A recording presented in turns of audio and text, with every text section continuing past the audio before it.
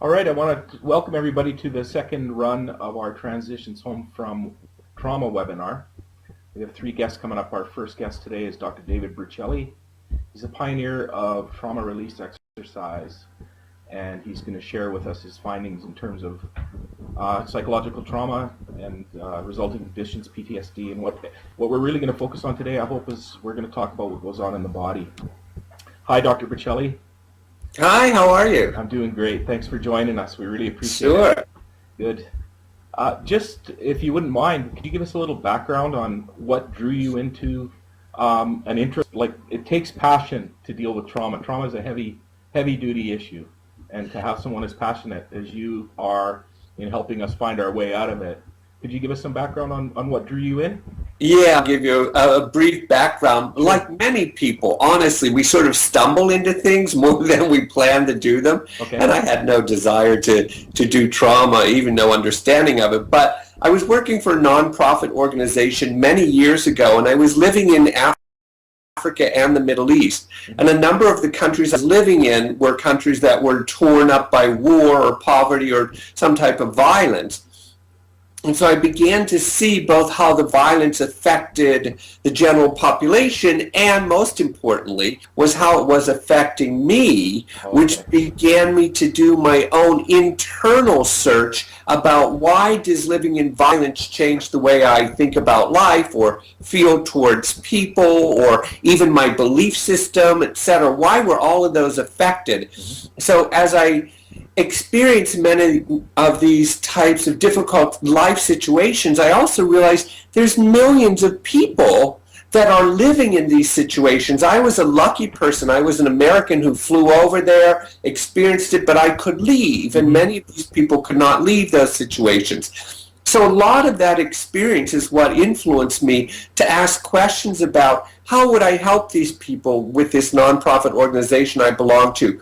What can I do for them at the level of trauma and the post-trauma stressors that I saw so prevalent there, when the only thing we really had available to us was basically counseling techniques or sympathetic listening, which are very useful, but not always that available in these countries that I was working in. Okay. Do you, in your experience, do you think storytelling, like talk therapy, can sometimes embed the trauma a little deeper? Well, I absolutely believe that storytelling, like any other modality, even if you're doing body work, they have to be done at the right time and in the right way. If they're not handled appropriately, you can recycle the traumatic stories and not find your way out. So I believe that any modality that's working with trauma could be used inappropriately.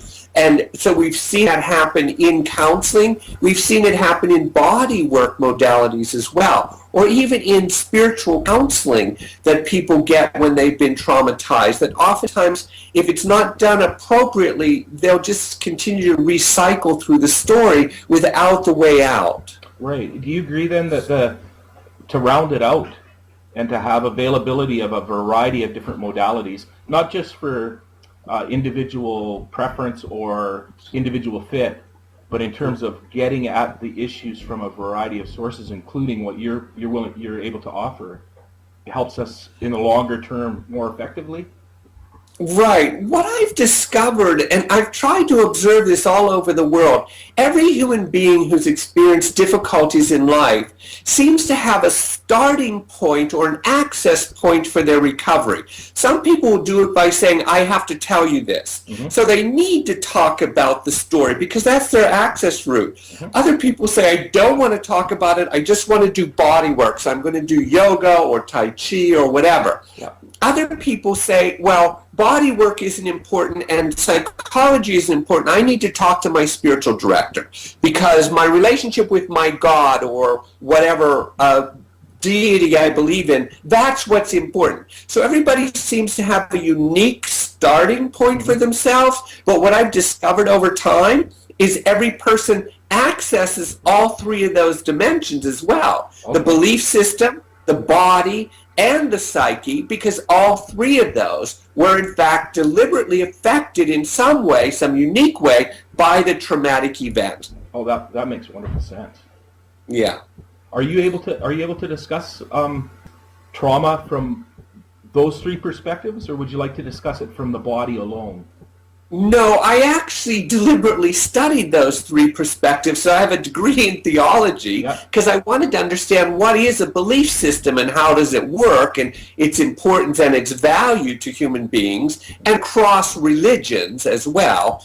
And then I studied body work. I'm a massage therapist, I'm a bioenergetic therapist, and I, of course, developed the technique called trauma releasing exercises, which is primarily body-based. But also my doctoral degree is in clinical social work. Oh, wow. So I actually deliberately studied all three of those dimensions so that when a client comes to me, they have the availability to talk about any of those dimensions with me comfortably as a way of trying to weave them all together again, since they were usually fractured because of the traumatic experience. Well, that's beautiful. That's a wonderful, wonderful approach. It's in terms of the physiology of trauma, could you fill us in on what goes on in the body? Because I think that sometimes gets confounded for some of us. If we do approach, I know personally I approached my initial recovery from a spiritual place and left within that context. The body was left out of the equation. There was no real discussion in the initial stages of primary social supports. So what I'm hearing you say is what other people are starting to profess is that a biopsychosocial approach to trauma recovery is the ideal modality combination. Is that correct? Yeah, I think what every field of study is now beginning to realize is that we're much more complicated than just psychology. And trauma just isn't a disturbance of the psyche of the individual. That it's a disturbance of the physiology as well, because quite frankly, when we're comfortable and life is safe, the whole human organism, the breathing, the heart rate, blood pressure, all of that pulsates at a really smooth and comfortable rate. And that's what makes us feel comfortable in our bodies. Sure. We lay on the sofa, we say, oh, I feel great, you're breathing nicely, etc. But when we encounter a threat or something that's disturbing to us, the body, the physical body itself actually begins to contract, which is why blood pressure and heart rate increase. It's why the breathing increases, is because there's a rapidity in the body that's happening physiologically because of the squeezing that's occurring in the very tissue of the body itself.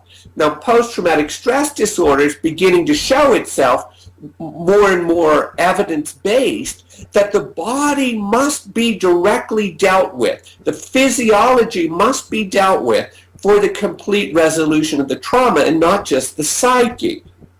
Now, we have been doing this over time, but sort of in an indirect way. People who have been traumatized may go out and do yoga, as an example, just knowing that they need to move their body, or they might go to a massage therapist, or take a sauna or a steam or something like that. So indirectly, without even knowing it, they were dealing with their body and trying to restore it back to a calm and relaxed state. But when you're talking about the nervous system and the high charge that occurs in the nervous system due to stressors or traumatic experiences, you are talking about neurophysiology, which is both the psyche and the body collectively together are disrupted. So both of those must be dealt with directly as a way of restoring the person back to a relaxed and calm state. Yeah.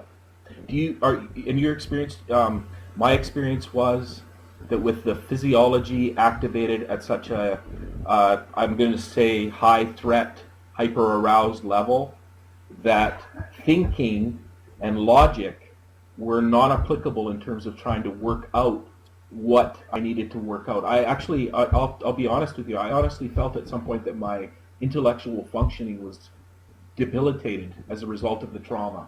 And I'm wondering if do you understand that? Could you explain that to us at the level of the brain, the disconnect that happens when we're in survival mode? You're actually correct about that. The logic and reasoning is disturbed. It's actually interrupted deliberately by the brain. So if you think of the brain, the easiest way to understand it is the three separate parts of the brain. So there's a primitive part of the brain, and let's say there's a more developed cognitive part of the brain, which is the prefrontal cortex. That's where your logic and reasoning comes from. Usually the primitive brain and the logical brain are in sync with one another. And when they are, that's when you breathe comfortably, your emotions are comfortable, and your logic is reasonable and rational. But during a time of a stress or a traumatic event, neurologically, the brain actually separates those parts so that you act on instinct and impulse without the interference of logic. And the reason you act on instinct and impulse is because it's actually quicker. Okay. So, as an example, if you're in a car accident, you may say, instinctually, I just did this or I just did that. I didn't even realize I was doing it. Yes, and that's because the instinct part of the brain took over the logical part of the brain to help you survive the event. Okay. Now, post-traumatic stress disorders are when that separation is still functioning in the brain after the traumatic event is over. And this is where your comment is, I felt like my logic and reasoning were distorted or disturbed. Absolutely they were. Okay. And what was happening was the instinctual part of the brain was still running the logical part of the brain. And therefore, even in calm situations, you're acting on impulses and irrationalities, mostly emotionally directed, because the brain hasn't restored the communication back into the prefrontal cortex where your logic and reasoning could in fact begin to take over again. Wow, and I heard you say in a recent interview with someone else, you were talking about it in terms of trying to solve the problem of trauma and post-traumatic stress in a linear fashion, when what's actually going on, linear fashion doesn't necessarily apply. Did I catch what you'd said there correctly? Yeah, basically, there's no such thing in any experience of life where it just linearly goes up. So you start your trauma recovery and you just improve. Mm-hmm. It's more like you improve a little bit and then you feel the emotions of the sadness. And then you get through that and then you feel the emotions of depression. And then usually there's helplessness and hopelessness. So you have to roll through all of these experiences that were part of the traumatic experience. There's no such thing as I just want all the good pieces and I want to leave away all the painful, difficult pieces. You're going to have to bring resolution to anything that you experienced at the time of the traumatic event, which are usually those painful things of sadness, hurt, revenge, discomfort, loneliness, isolation. But all of those, as you sort of take it as the lump sum of your work, over time, when they all get reworked, is when post-traumatic growth then can occur. Right, and that's something key, especially for the guests that are appearing with you in this part of the series. We want to describe that as a outcome for people, that they know that working through the trauma, seeking therapy. We find people that are frightened, I think probably because of the storytelling aspect of therapy.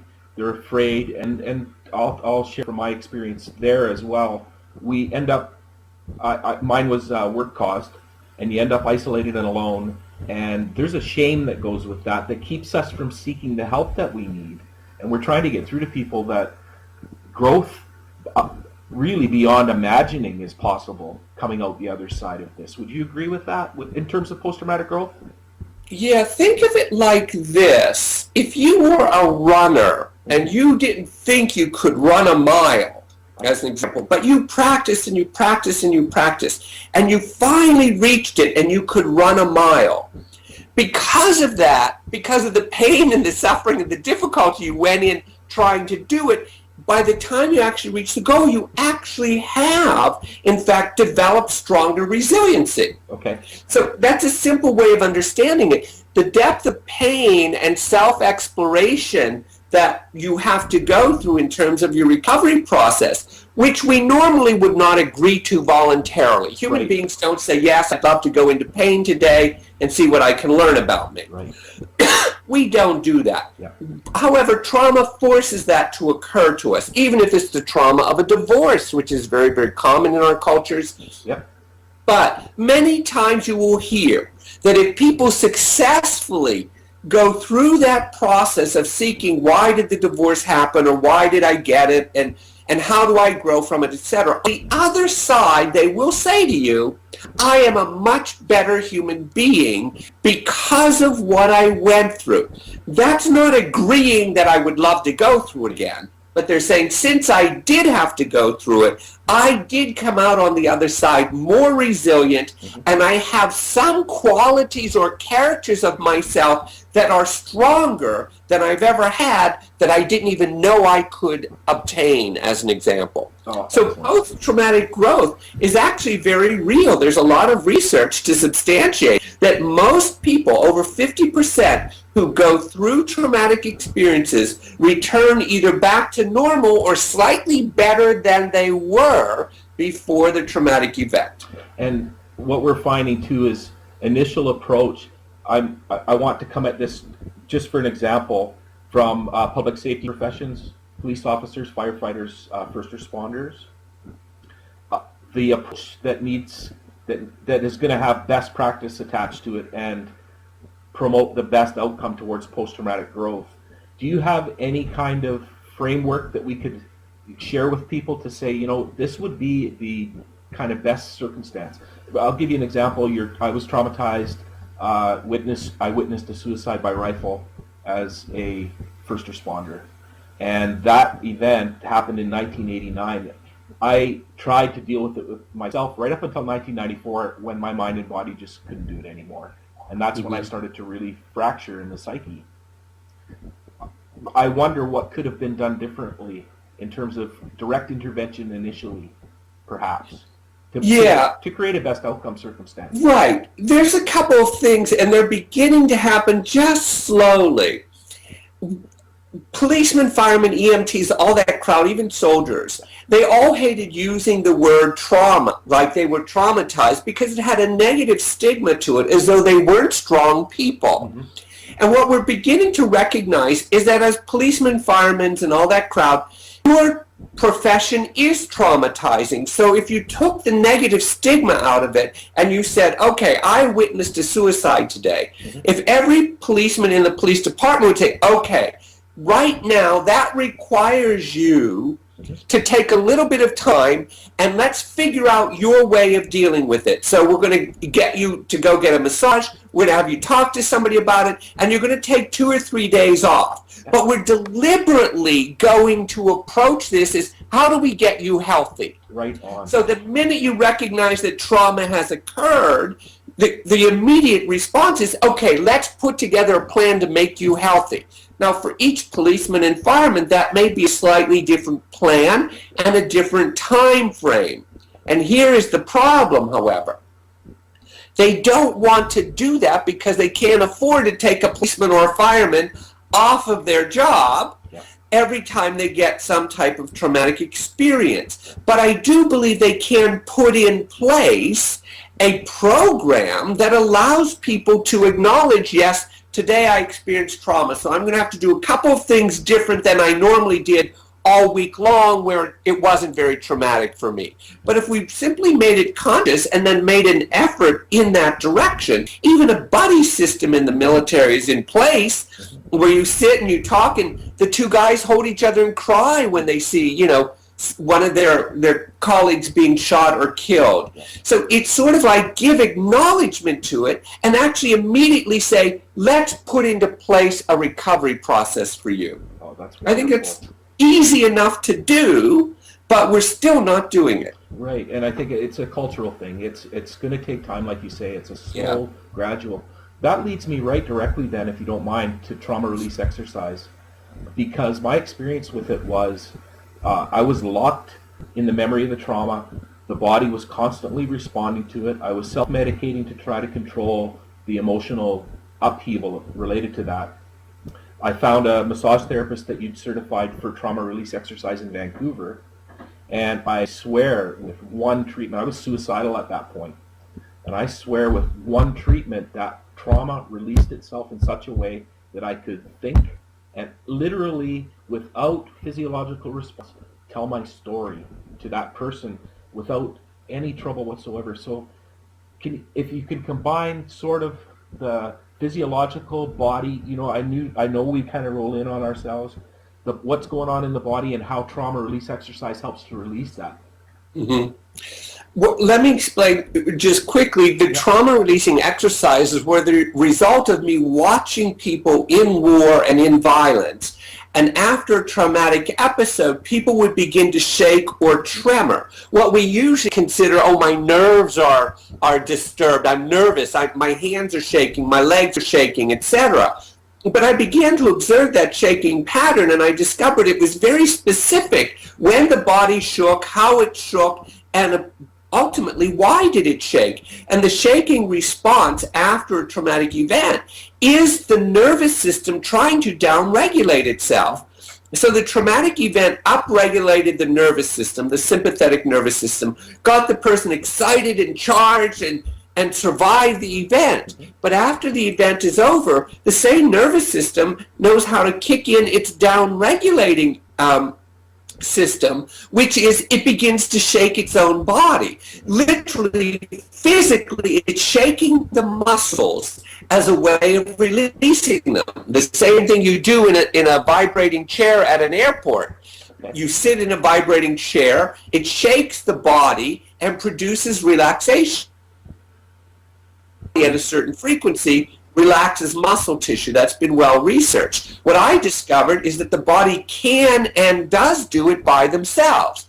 So as a way of providing a self-help technique to militaries and soldiers and all the people I've worked with around the world, I developed an exercise routine where they can actually deliberately activate this shaking mechanism while they're comfortably at home in their own living room, and they can complete the down-regulating process that they need to in their nervous system after the traumatic event is over. So if a fireman or policeman goes out, they have a traumatic experience, after the traumatic experience, they're still upregulated. The nervous system is still highly charged. But they can actually go home, put themselves in safety and comfort, activate the down-regulating part of the nervous system, and bring themselves back in a calm state. And the tremoring itself is that's the outcome of that down-regulation. The tremoring. Yes. The tremor mechanism does two things. It physiologically relaxes muscle tissue, and then it breaks the circuit neurologically of the pattern between the brain and the body, so that the brain then follows the body into a relaxed state. And those three parts of the brain that you said were separated for you, you couldn't be logical, you couldn't talk about the story without having an emotion. Well, those three parts of the brain came together, and then you said all of a sudden I could tell the story without the emotional charge, and I felt relaxed. So the tremor mechanism is a neurophysiological mechanism that deals with both of those elements of the human person. Okay, and we see that in mammals generally, correct? Oh, it's all over the place. They're now getting more and more videos that I'm finding on YouTube about mammals tremoring at traumatic moments in their lives, and then the tremor mechanism releases their trauma, and then you see them go running off into the wild again, quite free and happy. Yeah, and that's why I focused on storytelling in the beginning. The physiological response, because of the symptom of intrusive memory activation, the memories pop up and the physiology sets off, and often it felt as though I was right back at square one.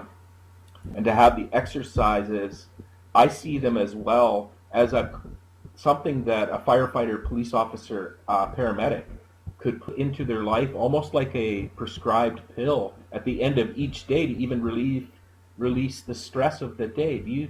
Have you had experience with it doing that much as well? Actually, yeah.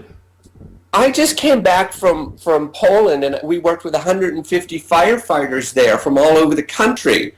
And what was really wonderful about it was that I could see very specific patterns of tension, because they wear oxygen tanks on their backs. They wear a lot of equipment over their shoulders and around the back and the torso. And you could see how much their body was being squeezed just by the professional equipment they have to wear. So it was already distorting. And many of the firemen, like many policemen, have lower back pain. Sure. And that's almost always caused by the distortion of all the armoring or equipment they have to carry. And you're right about this. If you're in a profession that's distorting your body physically, even by wearing a police belt, and it weighs like 15 pounds or 30 pounds, whatever they are around the waist, all of that is physical distortion. You've got to do something to compensate for all of that. If you have a high-stress job, and going out as a fireman or a policeman or an EMT is a high-stress job, you should actually have, and we should have it in the academy itself, in your training. If you're going to upregulate on the job, here's how you downregulate afterwards. It should automatically be in the training. Yeah, I agree with you 100%. And because the alternative to that is learning to downregulate with alcohol or nicotine or other substances or marijuana or whatever it might be to take that edge back off. And then we've learned these unhealthy habits that something like TRE can replace all of those very, very dramatically and in such a healthy way. Yeah, I actually believe that even if we had like a half hour at the end of the day where policemen and firemen had to do down-regulating techniques before they even got in the car to drive home, I think you'd see much healthier psycho-emotional states in the policemen, firemen, EMTs, and in the family dynamics, because these people are taking all this trauma and it's getting embedded into the family dynamics, which causes relational problems that don't even really need to be there. Right. So I don't think we're responsibly taking care of our policemen and firemen and EMTs, etc., in a way that we should directly address. You are entering a traumatizing profession. We will teach you how to survive it, and we will teach you how to recover from it so that it does not place a heavy toll on you personally or on your family life. Right, because that's the most significant loss that we experience through that is the family goes down with us. Yeah, it's unfortunate, but people who are very close in relationship know that something's going on. They know there's something disturbing, and it's sad to see when it's so unnecessary and doesn't have to occur anymore, considering all the neurophysiological knowledge that we have now about trauma and how trauma is produced in these professions that are traumatizing. We absolutely should have in every academy training programs about how do you help yourself. Not what is trauma and what are the signs, but give them multiple ways of helping themselves through self-help routines to actually reduce their own traumatic symptoms. For sure. And I heard you say, too, the buddy system in the military, that's something that I didn't really experience in my career as an EMT. And to have that solid primary support of someone who's in the job and knows it, then you're less likely to take it home as well, as the way I'm looking at it from this perspective. It's very true. What usually happens often is the people in the EMT, as an example, say, oh, he's having trouble. It's ever since that incident happened. But then they never contact you and never try to get in there. So you become more and more distant and dissociated from the relationship. They don't know what to do with it, so they just keep talking about you on the other side, and then the relationship actually gets bigger and bigger rather than people feeling so comfortable to say, man, that must have been really traumatizing. Why don't you tell me about it? Let's sit down and talk about it, and let's go do something together. Let's go to the gym and work out. I mean, really activate a support system when you see that somebody is having difficulty. Rather than being confused or embarrassed or uncertain on what to do, jump right in there and say, man, I can see you're starting to isolate, and we're not going to let that happen to you. Yeah, right on. And demystifying the entire stuff, because we'll make stuff up about it if we don't know the truth.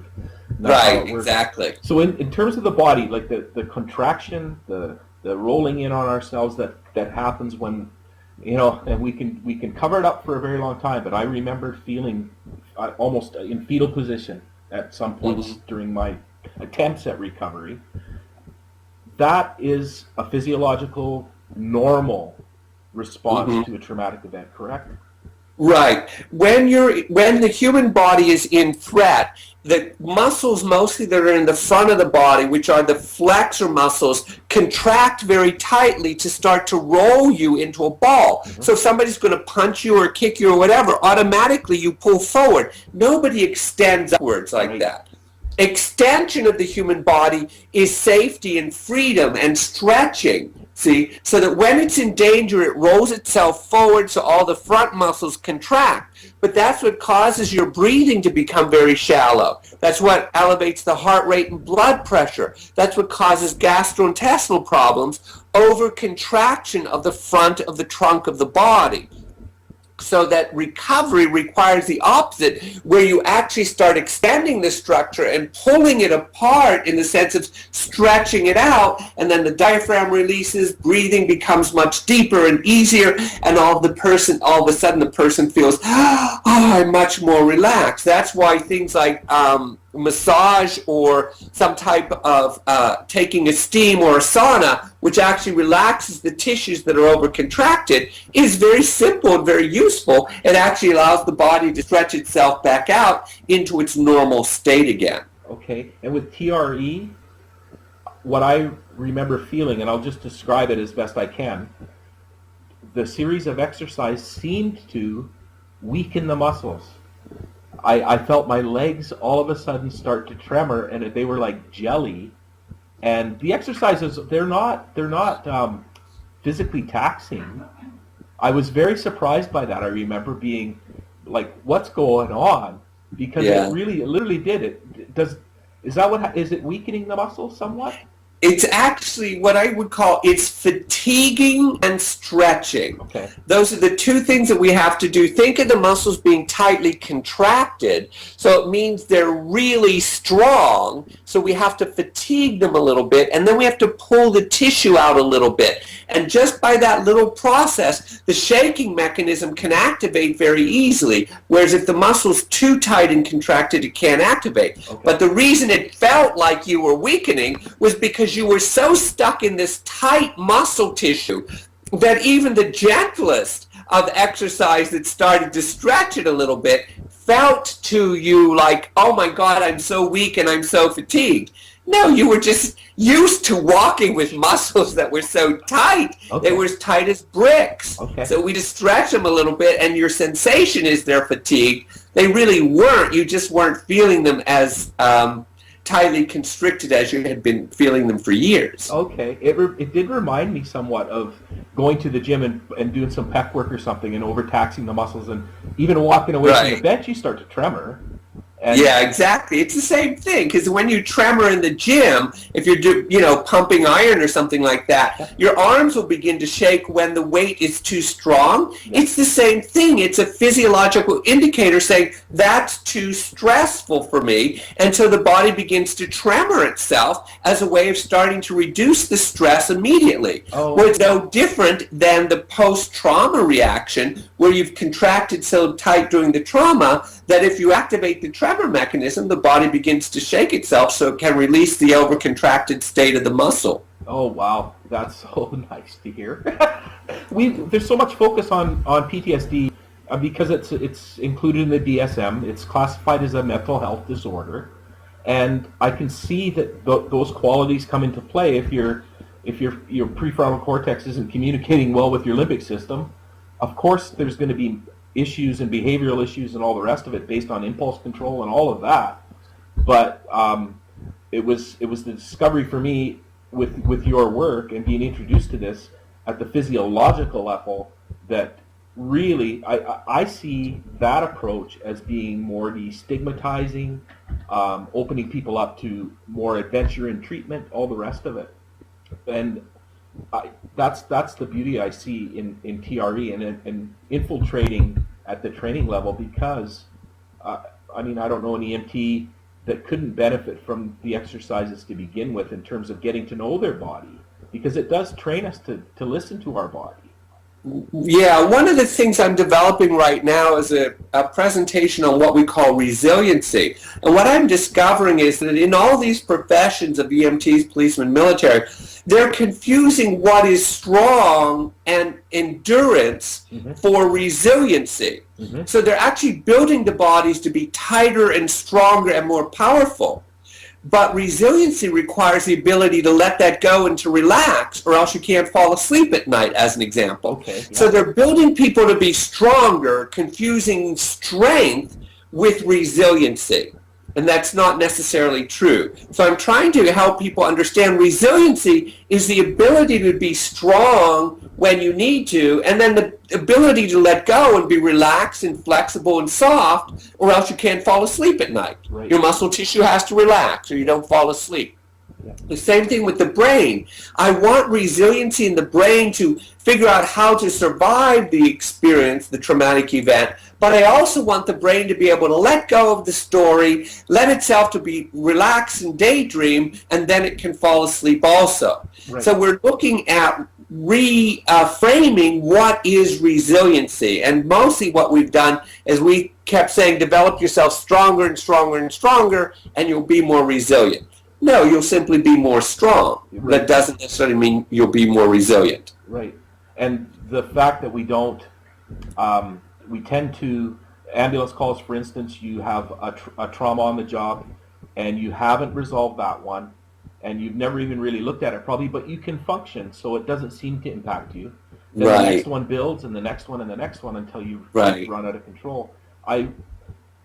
Can you walk us through the exercises themselves? I don't necessarily want to see a demonstration, but an explanation. It's TRE is just starting to infiltrate up here in Canada, and at that Type A level with the police officers and things, it's a tough one to get through to them. Yeah. Well, if you think of exercise, think of it this way. If I'm thinking of the entire human body, the place that I want to fatigue and relax the body is primarily going to start in the legs, because that's the place that we hold ourselves up. We usually lock our knees, even lock the hips when you're trying to do certain upper torso types of things, pulling people out from under car wrecks, etc. But it's truly the bottom part of the body that takes the biggest brunt of locking itself for endurance purposes. So I begin to fatigue the legs because it's actually one of the easiest places where I can activate the shaking mechanism in the muscle tissue. But the primary point of it is that in the last exercise, there are 7 of them, actually, as you know, very easy to do. In the 7th exercise, they actually lay down on the floor. The shaking is designed to try to go through what's called the psoas muscle, and the psoas muscle is called the fight or flight muscle, and it's the only set of muscles that connects the legs, goes through the pelvis and into the front of the spinal column. And the reason for that psoas muscle is that when you are in a threat, when that muscle squeezes, it begins to roll you into a ball so that you can roll into the fetal position and protect yourself. Okay. So what we need to do is get the shaking not to happen just in the external muscles in the legs, as an example, but we have to get the shaking to go into the core of the body along the spinal column. And it's much more difficult to access those muscles because most people don't even feel how tight they are. They're almost chronically tight, so people don't even feel them anymore. But the tremor mechanism, the way we've done the exercises, actually embeds itself into the psoas muscle, and then it starts its journey through the core muscles of the body up the spinal column. So it actually tries to reduce the tension in the spine first, and then it works its way out from the spine into the shoulders, hands, arms, feet, legs, etc. Okay, and theoretically then too that would release constriction upon the nerves themselves? Oh yeah, absolutely. What it will do is a lot of the muscles where they're constricting are impinging on the nerves. The sciatic nerve is a great example of that. Yeah. The sciatic notch is a place where a group of muscles come together and they impinge on the sciatic nerve. And that's actually much easier to release and relieve than most people think. Okay. But yes, the nerves and the muscle and myofascia all work together. This tremor mechanism, since it's already built into the human system of the nervous system, it knows how to collectively work all that together as well in terms of release. Okay, so what do you think's happened to us that we've abandoned the tremor mechanism? It seems to have been like socialized out or something? Well, there's a couple things we don't like about it. First of all, we've attributed negative qualities to it. So when I shake, as an example, if my knees shake, the first thing that I think is, oh my God, people are going to see that I'm weak or I'm afraid or that I'm vulnerable. Okay. So the shaking we've actually interpreted as something bad because it makes us suspect of not being strong.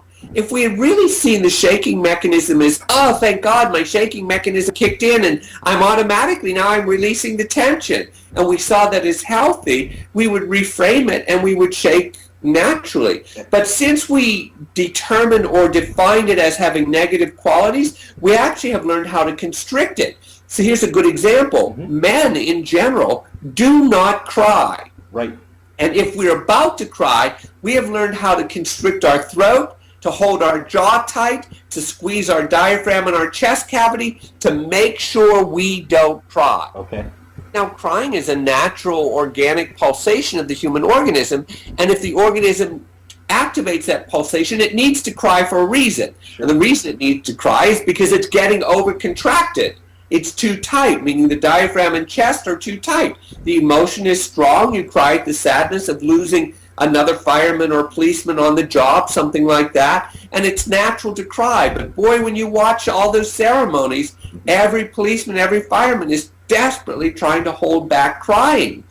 If they simply let themselves cry, their body would cry, they'd go into a relaxed state, and they'd get over it, see?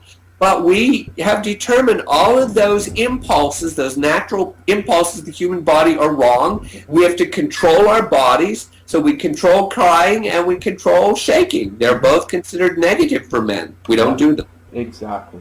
And I'm seeing that even in women now too. Oh yeah, very much so. There's that unwritten rule that you have to be, and like you described it, strong. And our definition of what strength and the muddling up of what understanding the term resilience, for instance, I never heard that term until I was involved in traumatic recovery. Right. It was never something that we considered. Right. But I think what's happening as we're developing the sciences of neurophysiology, we're discovering more and more both how limited counseling has been. Although extremely helpful and useful in many circumstances, it is in fact limited. We already know from science that you must address the body if you're going to address recovery from trauma. That's a given already. That's understood. It will never happen just through counseling alone. It will never happen just through body work alone, because the neurophysiology of the human organism wasn't affected in its entirety. You can't just take it apart in pieces and think you're only going to help one piece heal and that'll help all the other pieces heal. Oh. We must address the whole of the human organism in the recovery process, because it was the entire human organism that had to figure out ways to survive the traumatic event. And in terms of traumatic memory as well, I've come to the conclusion personally that the senses are so fired up at the time of the trauma that the sensory input is, there were times when I would feel physiological activation because the breeze happened to stand up the hairs on my arm in a certain way. Right. Trigger the memory, the physiological response, and then really, yeah. After traumatic event, basically you're still living in hyper alert, as though something dangerous could happen again at any second. That's what soldiers are going through when they come back from Iraq and Afghanistan. They're living in hyper alert, which was valuable and useful while they were in Afghanistan and Iraq. It kept them alive. But now that they're back here, they haven't been trained how to turn it off. So now they're still living in hyper alertness, and that's when they feel completely disorganized and not able to control their behaviors or thoughts. The other thing, and that makes what we're trying to get the message out to, and when I say get the message out, we're trying to persuade management in public safety to there has to be provision for family in terms of education. Do you agree with that? Simply because they're going to be the first ones to see things starting to go wrong, I would think, because we're more intimate there. Well, I believe that we need family education on trauma for every family at this point. Look at the school shootings that are happening. Children are in car accidents. Family members die accidentally and without notice. Trauma is part of being human. It's in the fabric of life. It should be in every school, not as some horrible tragedy, but things are going to happen in life that are going to be difficult. So we're going to help you learn how to deal with them. See? We teach people, if you're in computer science, somebody's going to hack your computer. Here's how you deal with it. We already teach them how to do that. How do you address a problem that's going to occur in your specific field of education? Why aren't we doing it about the education of life? For sure. Yeah, just part of the regular, every day-to-day. The stressors of North American life in and of itself has people at a high level of alert. I've wandered into cities of late, and I can't believe this. Really, and it might be I'm more sensitive to it now. The sadness and the disconnect from one another that's happening, riding a transit bus, for instance. Right. Well, we're beginning to get some research available to us, some data that's suggesting a lot of the electronic communication that we're doing is causing a distancing in terms of human contact and human relationship, and that we're somehow finding other ways of doing it. I'm not sure that it's bad, because I know years ago my parents would have said what I was doing was bad, or society's going to pot or something like that. I don't think that's true, but I do believe it's trying to figure out a new way to re-socialize and reinvent relationship, etc. But we're still in the confused state of it, coming from an old way into a new way. But I think that's what you're seeing, is kind of a helplessness, a hopelessness, a disconnect, a tremendous social anxiety, mostly for teenagers, because of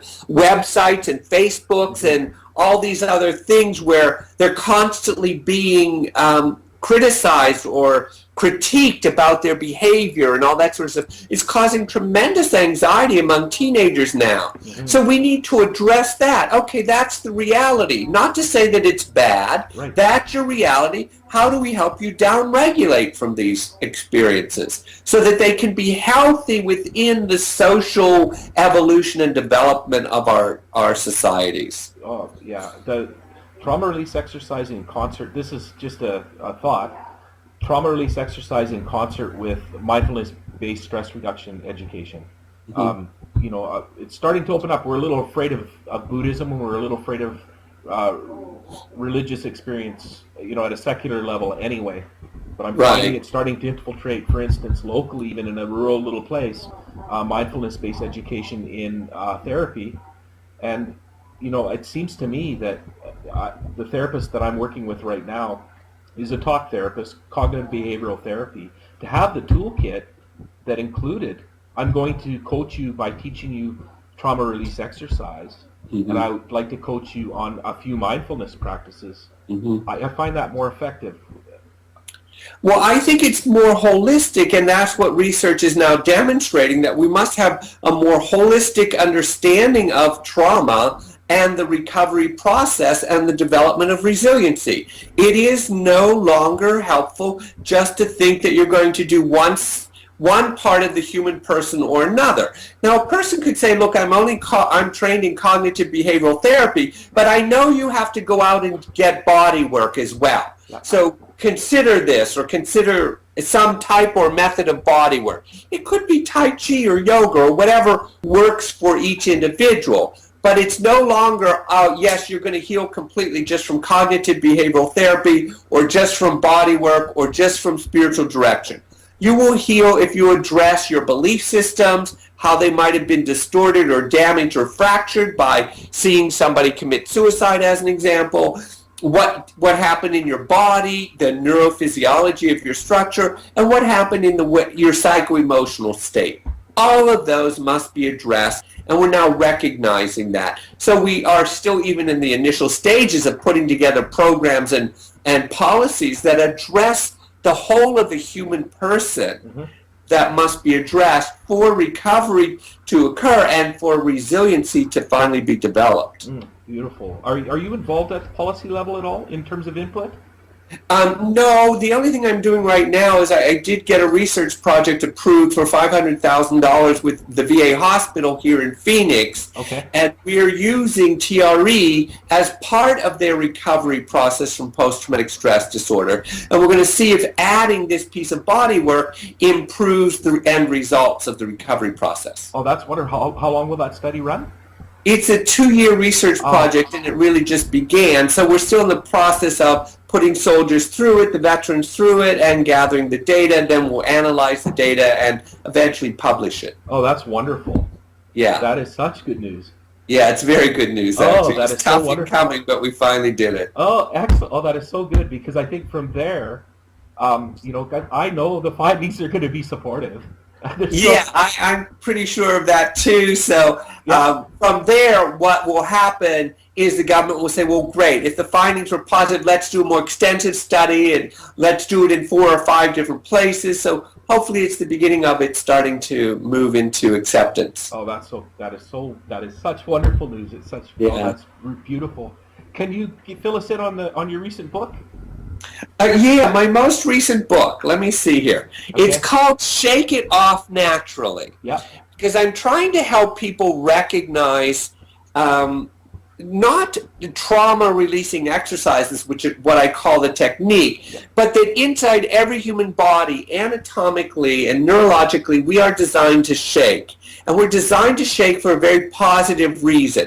So I want people to take up the shaking of their body as though that's part of their human makeup, and then become friends with that and figure out how can they use that natural makeup of their nervous system to their advantage. And if they took it up in that conscious kind of way, then they would accept the tremor mechanism and learn how to put it in their life daily or 2 or 3 times a week. Learn how to put it within the family structure as well, so that parents and children shake together and find a new way of understanding, okay, how do we live as a family unit under stressors, which you're going to have all the time as family units? How do we deal with it? Give them a new way to reference that and a new way to sort of join one another and saying, let's become resilient as a family. No matter what happens to us, let's figure out how to come together collectively and work individually to develop our family resiliency,